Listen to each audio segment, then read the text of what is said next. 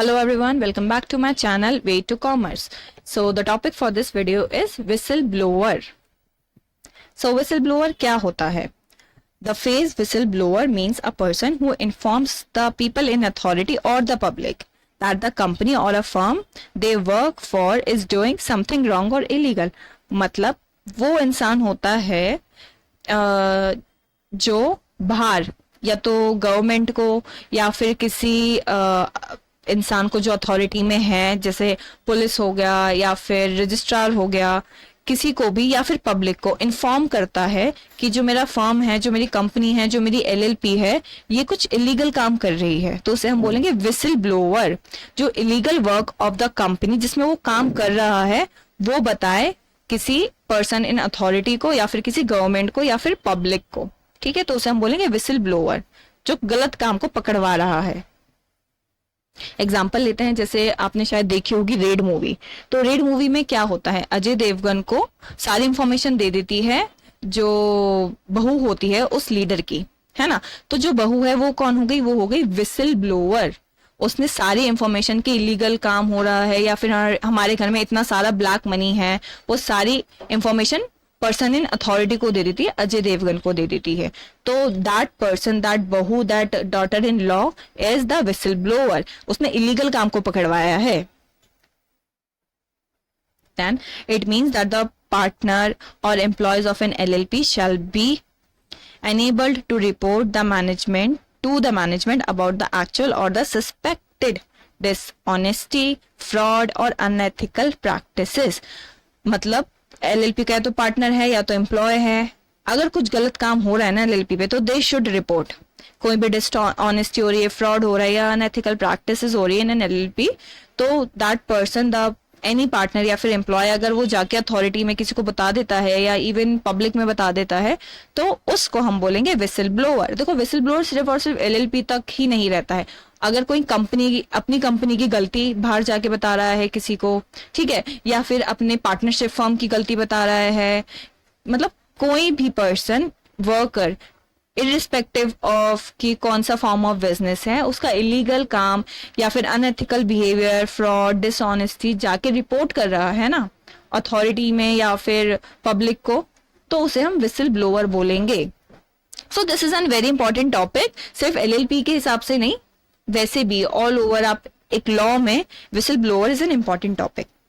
सो अब whistle blower ने देखो गलत काम को पकड़वाया है, ठीक है ना, एलएलपी में या फिर किसी भी बॉडी कॉर्पोरेट में गलत काम हो रहा है, तो अब वो बंदा डेंजर में तो रहेगा ना। तो उसके लिए क्या क्या प्रोटेक्शंस हैं हमारी कंट्री में, वो समझते हैं। फर्स्ट इज कोर्ट और ट्रिब्यूनल में रिड्यूस और wave of the penalty against that partner or employee of an LLP in case of such partner or employee has provided useful information during investigation of LLP for finding out the offense। मतलब court या tribunal, मतलब court और tribunal is the same, ठीक है।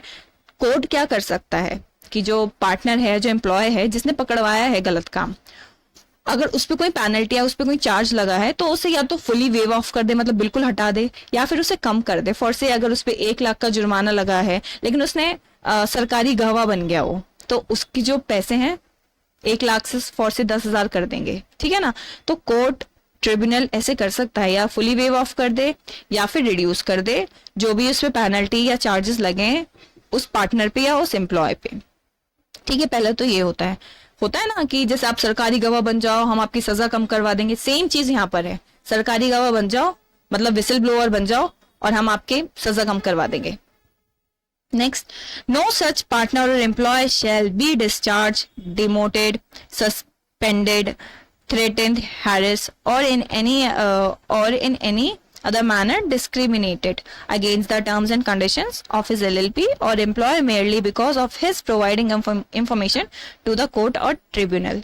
मतलब अब बंदे ने बता दिया है, ठीक है, तो ये कोर्ट ख्याल रखेगा कि वो बंदे को डिस्चार्ज ना करा जाए, मतलब निकाले ना जाए, ना वो सस्पेंड किया जाए, ना वो डिमोटेड किया जाए, मतलब उसकी पोस्ट नीचे ना करी जाए, उसे थ्रेटन या हैरेस ना किया जाए। तो इसका भी ख्याल हमारा कोर्ट ही रखेगा कि वो कोई भी डिस्क्रिमिनेशन अपने ऑफिस के प्रेमिसेस में या वैसे भी फेस ना करे एज एन एम्प्लॉय और as a partner of an LLP. Then the third is identity of whistleblower will be kept secret when necessary. मतलब जिसने भी सारी इंफॉर्मेशन प्रोवाइड की है ना, उसकी आइडेंटिटी हमारा कोर्ट सीक्रेट रख सकता है अंटिल इट इज रिक्वायर्ड, या फिर इफ इट इज नेसेसरी, जैसे अगर उसकी सेफ्टी पर्पस की वजह से हमें उसकी आइडेंटिटी विसल ब्लोअर की प्रोटेक्टेड रखनी है, तो यस, उसके पास ये राइट है और उसके पास ये प्रोटेक्शन है कि हम उसकी आइडेंटिटी ना बताएं. जैसे रेड मूवी में भी था, एंड तक ही पता ही नहीं चला था कि किसने विसल ब्लोअर की तरह काम किया है. उस बहू ने जो भी सारी इंफॉर्मेशन दी थी अजय देवगन को, तो उसकी आइडेंटिटी जो है सीक्रेट रखी गई थी ना एंड तक. तो that is also protection to the whistle blower. So that's all from this topic. ये जो टॉपिक है ना आपका 5 to 8 मार्क्स का आ जाता है. तो अगर ऐसे आए कि आपको राइट अ शॉर्ट नोट, या फिर what are the right and protections of whistle blower, तो हर केस में आपको सेम यही आंसर लिखना है कि विसल ब्लोअर को डिफाइन कर दो, फिर उसकी जो भी आपकी गवर्नमेंट की तरफ से उसके लिए प्रोटेक्शंस हैं वो लिख दो. आपका आंसर कंप्लीट होगा, चाहे 5 मार्क्स का है चाहे 8 मार्क्स का है. आई होप आपको ये टॉपिक क्लियर होगा और आप इसको अच्छे से अटेम्प्ट कर पाओगे एग्जाम पे. Thanks for watching.